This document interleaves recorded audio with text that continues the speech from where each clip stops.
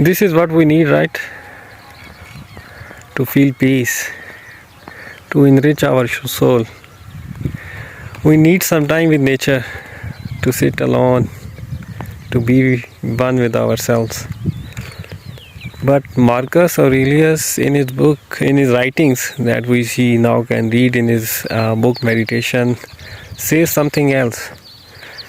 That for a man to feel peace, for a man to be content, he does not need to sit in a quiet place close to nature. But what he really needs to do is to be alone with himself and to look inside. He has to build a connection with himself.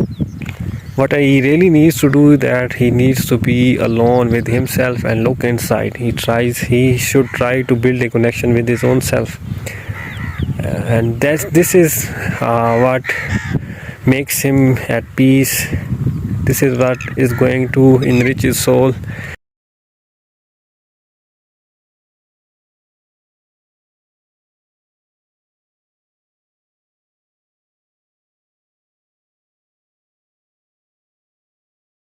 Great men of the past have said that look inside, start the journey inward, make a connection with your own self, and you will find whatever you need in your own self. You don't need to possess a lot of wealth, a lot of friends.